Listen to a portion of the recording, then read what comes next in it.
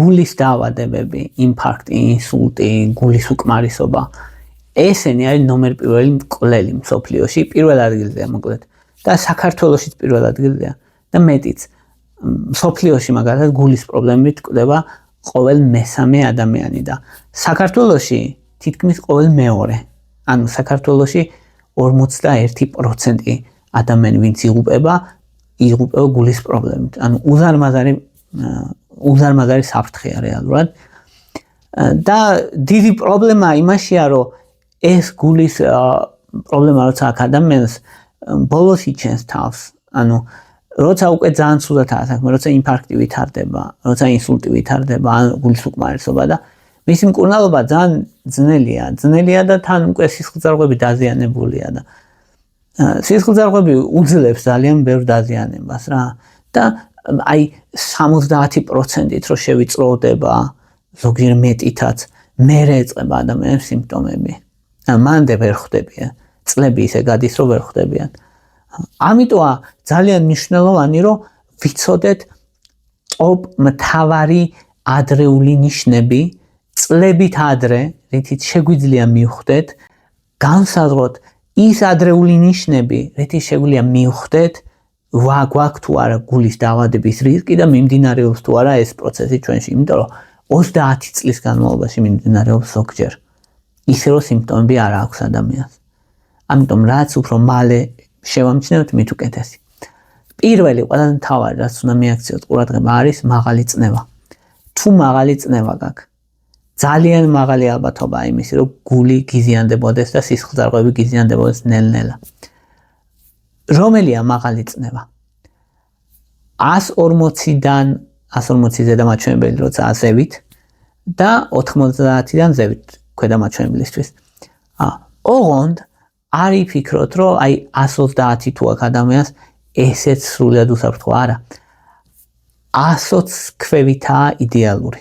ანუ თუ გინდა რომ სრული დაცვა გქონდეს, უნდა გქონდეს 120 ქვევით ზედამაჩვენებელი და 80 ქვევით ქვედამაჩვენებელი. ეგ არის იდეალური დაცვა. არა უშავს რა არის 140-მდე თუ გაქვს რა.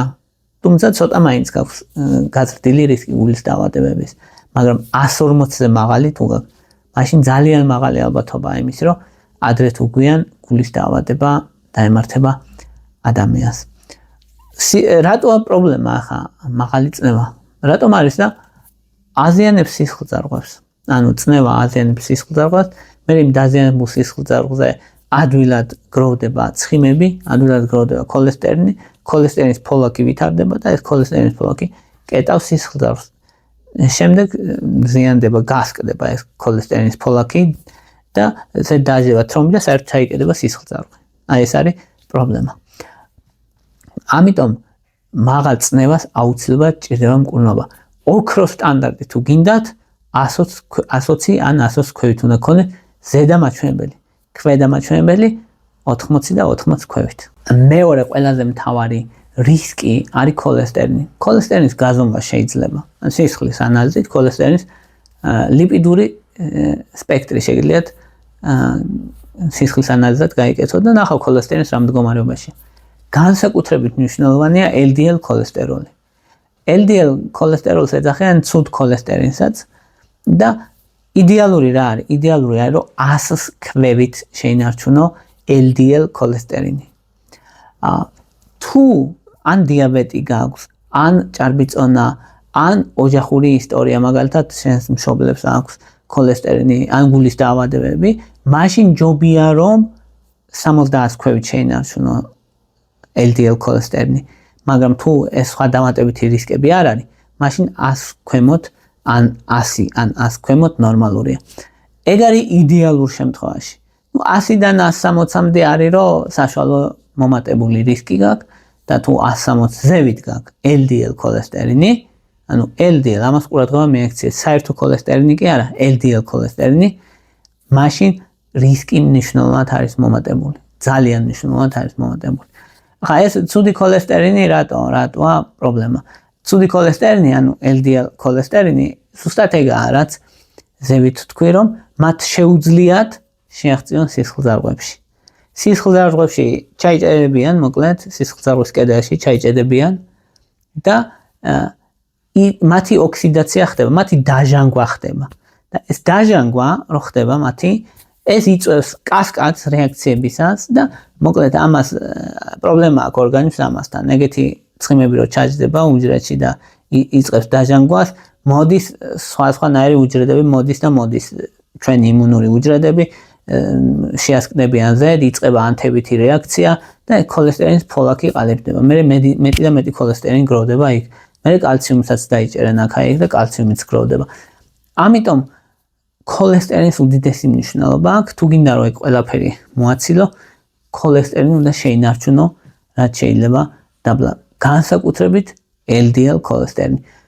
რო იტყვიან ხოლმე რომ აი ქოლესტერინი საჭიროა, ქოლესტერინი კარგია და ესე ქოლესტერინიც და ზოგადად ყველაფერი ჭირდება ორგანიზმს, მაგრამ პირდაპირ კორელაცია არსებობს აქ. რომ აი თუ 100-ზე მაღალია, გულის დაავადებების რისკი გაქვს. დანარჩენი არჩევანი შენ გასაკეთებელია რეალურად. ანუ არავინ არ გეტყვის, რომ იცი რა შენი ორგანიზმისთვის ესაა იდეალური და შენ აუცილებლად ესე უნდა გააკეთო. არა, თქვენი არჩევანია. ამიტომ ვინც ფიქრობთ ხოლმე რომ მაგალითად ქოლესტერინი უნდა მიიღო, იმიტომ რომ ქოლესტერინი საჭიროა, კი ბატონო, თქვენი არჩევანია უბრალოდ.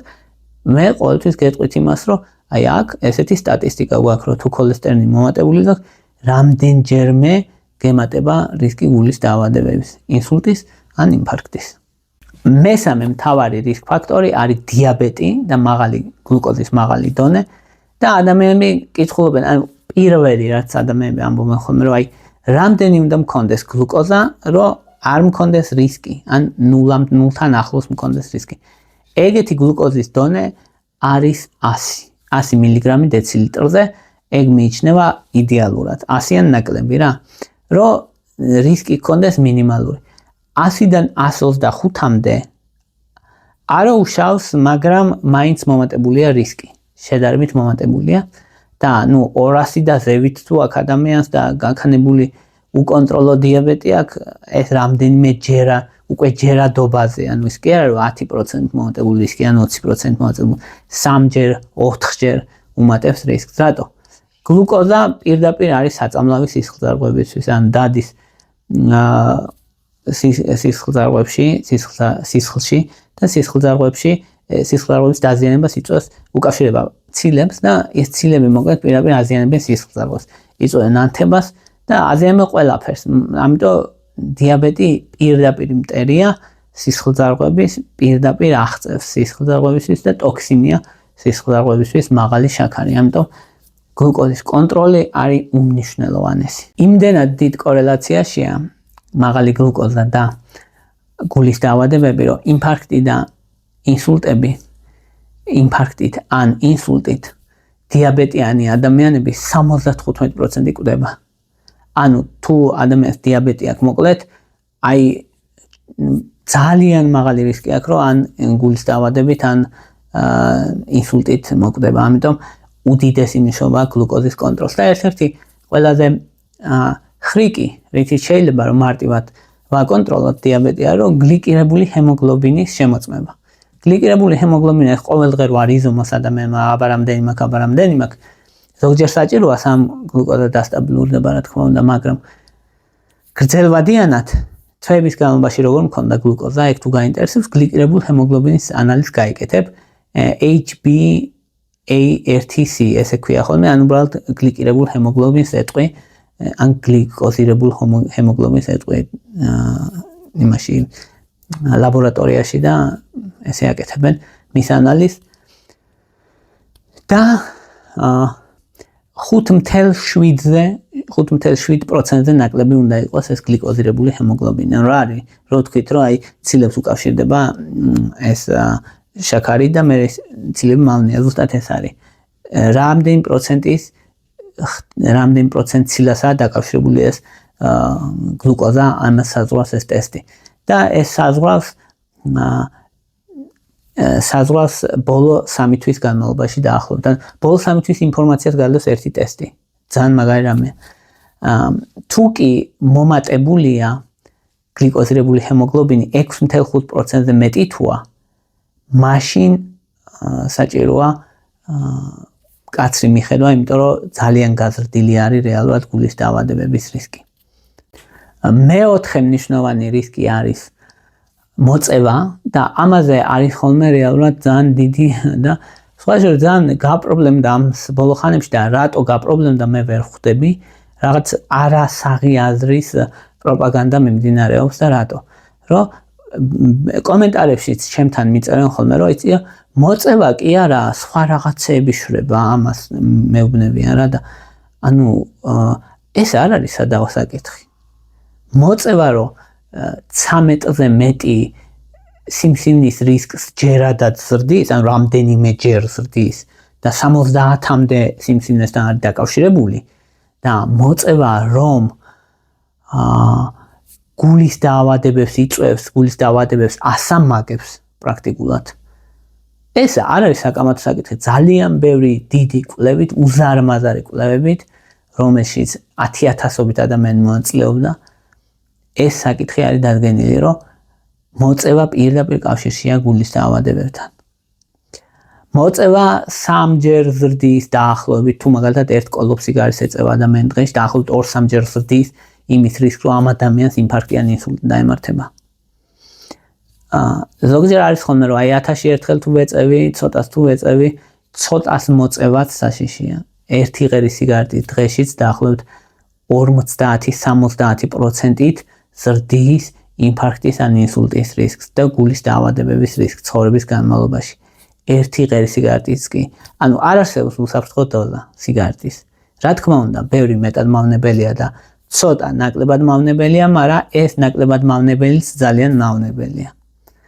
ამიტომ მე სრულად ვეწინააღმდეგები იმას, რომ პროპაგანდა ხდება ხოლმე იმისი, რომ ვითომ სხვა რაღაცეები, ახლა აი რომ ვისაუბრე მაგალითად იმაზე ხორცზე და არაჯანსაღ კვებაზე. ის არაჯანსაღი კვება რამდენი პროცენტით ზრდის სიმსივნის რისკს? 18-ით, 20-ით, 30%-ით ზრდის. და მოწევა რამდენი პროცენტით ზრდის? ზოგჯერ 5,000%-ით, 7,000%-ით ზრდის მოწევა რისკს სიმსივნეების. აი, ხედავს მასშტაბში სხვაობას, განსხვავებას. კოლოსალური განსხვავებაა, ხო? რომ 18%-ით ზრდის ეს არაჯანსაღი საჭმელი და ის ზრდის არა 1800%-ით, არამედ 7,000%-ით. უზარმაზარი განსხვავება. ამიტომ არანაირი სიგარეტი არა და არანაირი, მაგრამ ან ცოტა ან ესე ყველანაირად არ თუ ვეწინააღმდეგები, არამედ კარგად შესწავლილი საკითხია ეს და არ ექვემდებარება არანაირ განხილვას, რომ კი თუ არა, თუ მოდი ნაკლები თუ მეტი არა. მეხუთე მნიშვნელოვანი რისკ ფაქტორი არის ოჯახური ისტორია. ოჯახური ისტორია ნიშნავს, რომ თუ დედას ან მამას ან ბებიას ან ბაბუას ანუ ზედა თაობებს ან თუნდაც ძმას გულის დაავადება ან ინფარქტი, ინსულტი დაემართა 55 წელს ქვევით თუ კაცია და 65 წელს ქვევით თუ ქალია, ეს ნიშნავს, რომ შენც გაზრდილი გაქვს ინფარქტის ან ინსულტის რისკი, ანუ რისკ ჯგუფში ხარ. დაახლოებით ეს ოჯახური ისტორია, ანუ მშობლის ოჯახური ისტორია ორჯერ ზრდის დაახლოებით ინფარქტის ან ინსულტის რისკს. თუ ორივეს დედასაც და მამასაც დაემართა 55 წლამდე, ну, ქალ 65 წლამდე ინფარქტი ან ინსულტი, რისკი 5 მაგდება დაახლოებით. ამიტომ ოჯახური ისტორიას ძალიან დიდი მნიშვნელობა აქვს. თუ კი უახლოეს ნათესავებს გულის შეტევა ემართებათ ან დაემართათ, ნიშნავს, რომ შენს გაზრდილი გაქვს რისკი ავტომატურად, ამიტომ დამატებითი ყურადღება უნდა მიაქციო გულსისხლძარღვთა სისტემის ჯანმრთელობას. მეექვსე მნიშვნელოვანი რისკ ფაქტორი არის ჭარბი წონა. ჭარბი წონა სათავეა მოკლედ პრობლემების რა. ძალიან ბევრი პრობლემის. ჭარბი წონა მაგალითად ის, რომ შინაგანი ორგანოები გაცხიმიანდება, ცხიმში ჩაჯდება, აზიანებს შინაგან ორგანოებს პირდაპირ გაგებით, აზიანებს ნელ-ნელა და აზიანებს სისხლძარღვებს ეს ცხიმები. იწვევს ქრონიკულ ანთებას. ქრონიკული ანთება აზიანებს სისხლძარღვებს და დაზიანებულ სისხლძარღვებზე ათეროსკლეროზი ადვილად ვითარდება. ჭარბი წონა დაახლოებით თუ ადამიანი ცოტა მაინც ჭარბი წონა აქვს, აი სხეულის მასის ინდექსი 26-27, მაშინაც კი გაზრდილია გულის დაავადების რისკი. არა რამდენჯერმე, მაგრამ 40%, 50% გაზრდილი აქვს. თუ ადამიანს აქვს სერიოზული ჭარბი წონა, პირველი კლასის სიმსუქნე ან მეორე კლასის სიმსუქნე, 2-3 ჯერ იზრდება გულსის გზარსა დაავადებების რისკი, რომ ან გულის უკმარისობა განვითარდება, ან ინფარქტი, ან ინსულტი უზარმაზარი პრობლემაა. აქ კითხვა არის ხოლმე, რომ რომელია იდეალური სხეულის მასის ინდექსი, რამდენი და მქონდეს სხეულის მასის ინდექსი, რომ გულის დაავადებები ავიცილოთ თავიდან. იდეალური არის 22 და ქვევით, თუმცა 22-დან 25-მდეც მიიჩნევა ნორმად. უხეშად, რო ვთქვათ, თუ ადამიანი არის 170 სანტიმეტრი, ვთქვათ, დაახლოებით იდეალური მისთვის იქნება 62-63 კილო, 100 ტანი იქნება 70 კილომდე. 70 კილოს ზევით უკვე მნიშვნელოვნად გაიზრდება რისკი. წელის გარშემოწერილობას აქვს ძალიან დიდი მნიშვნელობა ასევე. წელის გარშემოწერილობა პირდაპირ კავშირშია გულის დაავადებებთან. მეტი წელის გარშემოწერილობა ნიშნავს გულის დაავადებების გაზრდილ რისკს. წელის გარშემოწერილობა კაცების შემთხვევაში თუ არის 94-ზე მეტი, მიიჩნევა რისკად. 102 სანტიმეტრზე მეტი თუ არის, მიიჩნევა რომ ძალიან მაღალი რისკია. ქალების შემთხვევაში 88, ესეთი 88-ის ზევით ძალიან მაღალი რისკია და იდეალურია რომ 80 სანტიმეტრის ქვევით იყოს წელის გარშემოწერილობა. წელის გარშემოწერილობა უნდა გაიზომოს, რომ ნორმალურად უნდა ამოისუნთქო, ნორმალურად, აი ეს მუცელი არ უნდა შეაგდო, მაგრამ ნორმალურად უნდა ამოისუნთქო და აი ზედ ჭიპზე, ან ოდნავ ჭიპის ქვევით შეგვიძლია გაიტარო იდეაში წელის ყველაზე წვრილ ნაწილზე. შეგვიძლია, ნექტარ კალის ქვევით უნდა იყოს, რა თქმა უნდა, მუცელზე უნდა გაიტარო რეალურად. მუცელზე უმეტესად ყველა ადამიანისთვის, უმეტესი ადამიანისთვის ეს გადის ჭიპის ხაზიდან, ჭიპზე რო გაიტარო ის სანტიმეტრი. ეგ არის ხოლმე იდეალური გაზომა, რითიც შეგვიძლია გაზომო. და ჭარბი წონა კომპლექსურად ქმნის პრობლემებს რეალურად. კომპლექსურად ქმნის პრობლემას ქოლესტერინის მატებას იწვევს, სისხლის წნევის მატებასთან არის ასოცირებული. მოკლედ, ბუკეტია პრობლემების ჭარბი წონა. პირდაპირ გაგებით. ამიტომ ჭარბი წონის ყურადღება არის ძალიან მნიშვნელოვანი და ჭარბი წონა მიეკუთვნება ნომერ მეორე მოდიფიცირებად რისკ ფაქტორს, თუ გინდა რომ თავიდან აიცო გულის დაავადებები. ნომერ პირველი რისკ ფაქტორი რომელია? ნომერ პირველი არის მაღალი წნევა. მაღალი წნევა უნდა გააკონტროლო, თუ გინდა რომ გულის დაავადებები აიცო თავიდან. ნომერ მეორე მოდიფიცირებადი რისკ ფაქტორი არის მოწევა. ნომერ პირველი მაღალი წნევა. და მეშვიდე არის თირკმლების დაავადება. თირკმლების დაავადება მნიშვნელოვნად არის ასოცირებული რეალურად მაღალ წნევასთან. ადამიანი, რომელსაც თირკმლის დაავადება აქვს, მათ 30%-ს ემართება გულის დაავადება და მიბმულია ხოლმე თირკმლის დაავადება, მაღალი წნევა, გულის დაავადება ერთმანეთზე მიბმული როგორც წესი.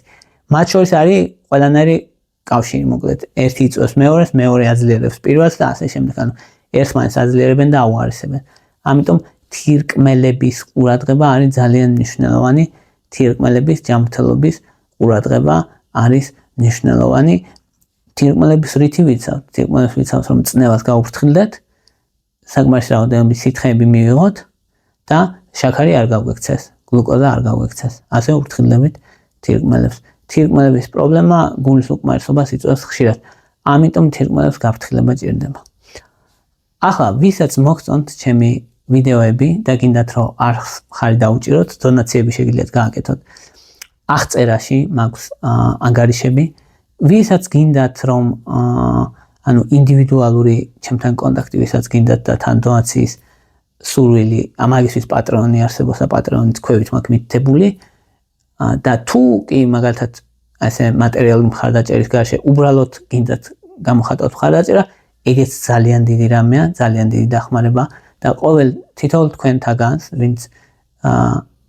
ვინც ალაიქებთ, აშეარებთ, ან დონაციებს აკეთებთ, ან უბრალოდ არხი გაქვთ გამოწერილი და მიყურებთ, დიდ მადლობას გადაგიხდით, რადგან ეგ ძალიან მნიშვნელოვანი არხის განვითარებისთვის, რადგან YouTube მაგით ხვდება, რომ ეს ვიდეო საინტერესოა და სხვა ადამიანებსაც უნდა აჩვენოს, ანუ YouTube-ის ალგორითმი ქვია მაგას.